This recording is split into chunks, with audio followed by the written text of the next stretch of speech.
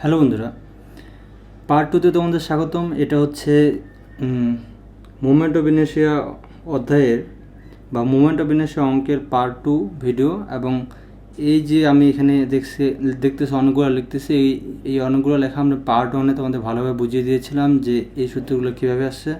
তো তাই যারা এই ভিডিওটা নতুন দেখতে আসো তারা অবশ্যই পার্ট ওয়ান দেখে আসবে। আর পার্ট ওয়ান ভিডিওর লিঙ্ক কোথায় পাবা?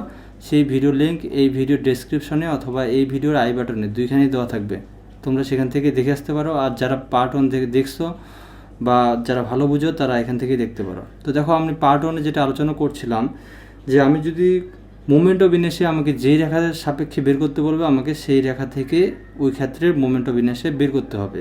তো মনে করো আমাকে এখানে এ বি রেখার সাপেক্ষে এই ক্ষেত্রে মুভমেন্ট অফ ইনার্শিয়া বের করলো, তখন আমাকে কী করতে হবে? I of AB.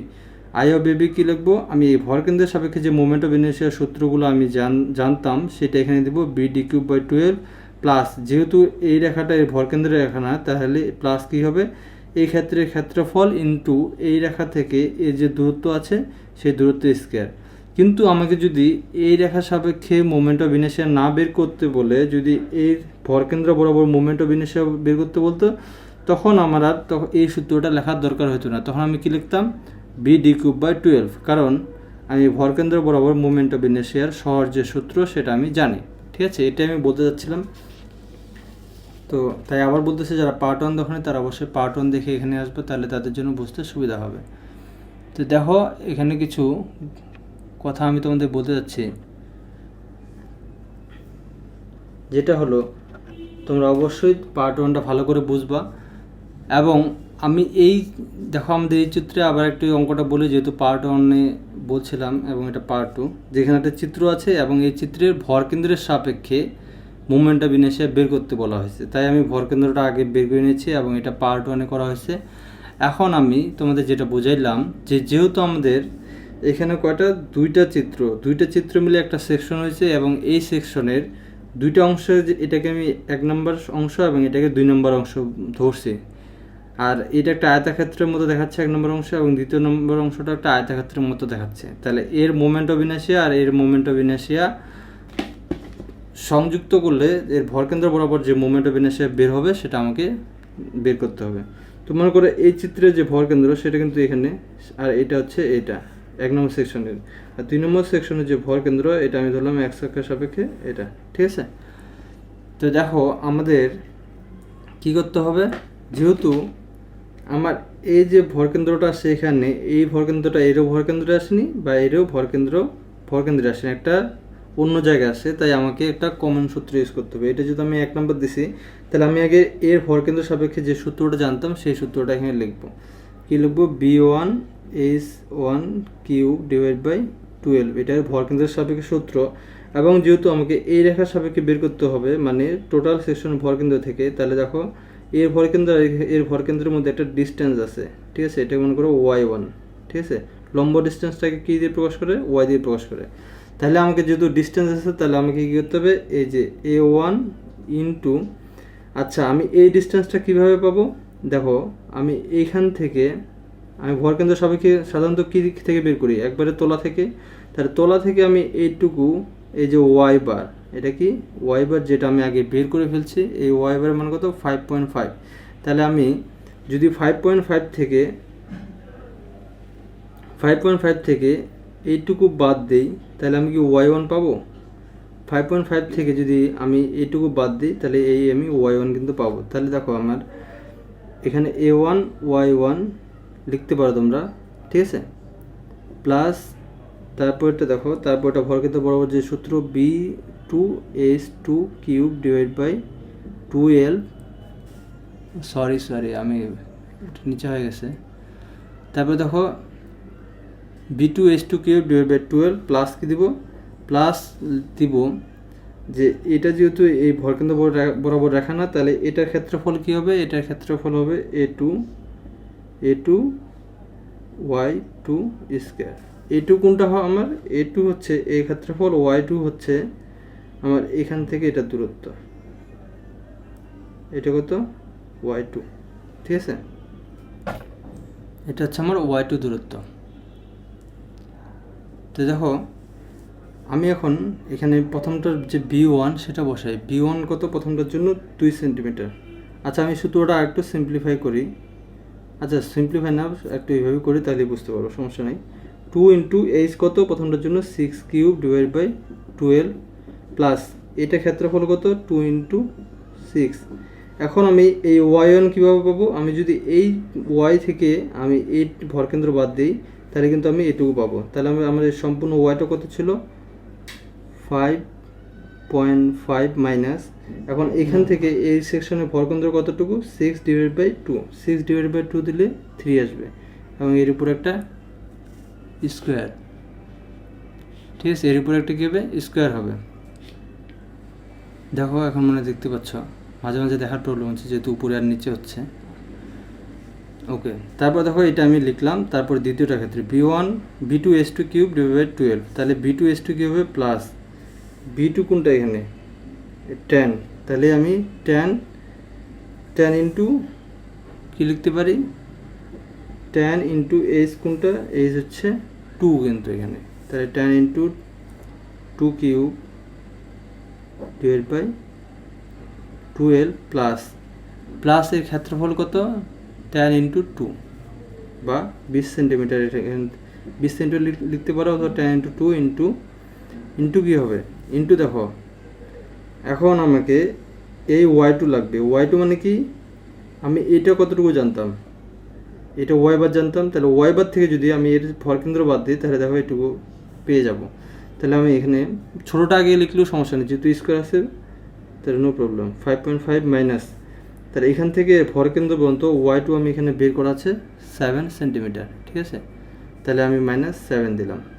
ঠিক আছে, এখানে হোল স্কোয়ার। অনেকে বলতে পারো স্যার এটা তো বড়, তাহলে বড়টার আগে ছোটোটা লিখছেন, তাহলে মাইনাস বড়টা লিখছেন, তাহলে তো নেগেটিভ চলে আসবে। না, নেগেটিভ আসবে না, কারণ এখানে একটা কী আছে? স্কোয়ার আছে। কারণ স্কোয়ার থাকলে নেগেটিভগুলো কী হয়ে যাবে? পজিটিভ হয়ে যায়। তো দেখো আমি এটা ক্যালকুলেশন করছি, তোমরা যদি কেউ বুঝতে না পারো সমস্যা নাই, আমি যখন ওয়াই সেকশনটা বোঝাবো তখন আরও ভালো করে বোঝাবো আশা করি। তো এটা যদি তোমরা ক্যালকুলেটিং করো, তাহলে দেখো কত আসবে। আর ক্যালকুলেটার কিন্তু তোমরা সবাই ভালোভাবে করবা। ক্যালকুলেটারে যদি তোমরা ভালোভাবে না করতে পারো, তাহলে কিন্তু অঙ্কগুলো অবশ্যই ভুল হয়ে যাবে। 6 cube divided by 12 plus 2 into 6 into কত হচ্ছে? 5.5 মাইনাস 3 স্কোয়ার, তারপরে কত আছে আমাদের? তারপরে plus 10 into 2 cube divided by 12। তোমরা কিন্তু আমার সাথে সাথে ক্যালকুলেশন করো। 10 ইন্টু 2 ইন্টু 5.5 মাইনাস 7, এটার উপর স্কোয়ার।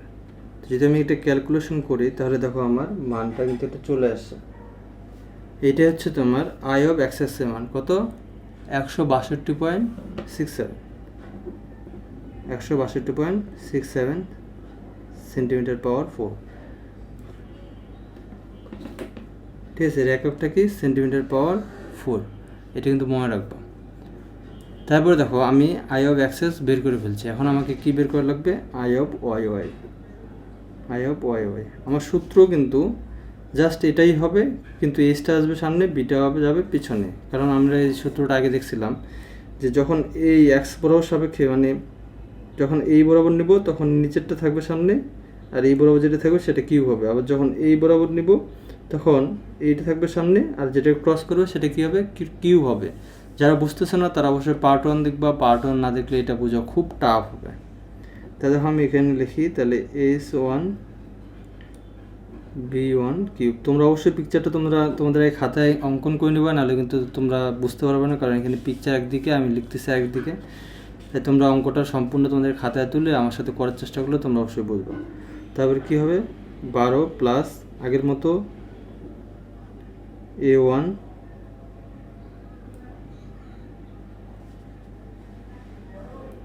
আচ্ছা দেখো, এখন এটা কিন্তু তোমরা একটা শর্টকাট নিয়মে করতে পারো। আমি এখন তোমাদের বিস্তারিত না দেখিয়ে শর্টকাট দেখাতে চাচ্ছি। আচ্ছা, বিস্তারিত দেখা গেছে, নো প্রবলেম। বিস্তারিত দেখাই, কারণ বিস্তারিত না দেখালে তোমরা শর্টকাট বুঝবে না।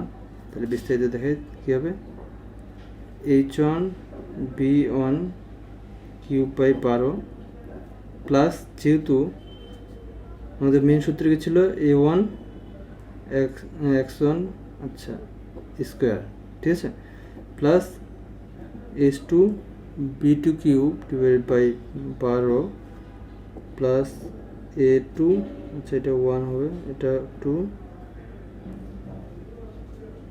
x2 square.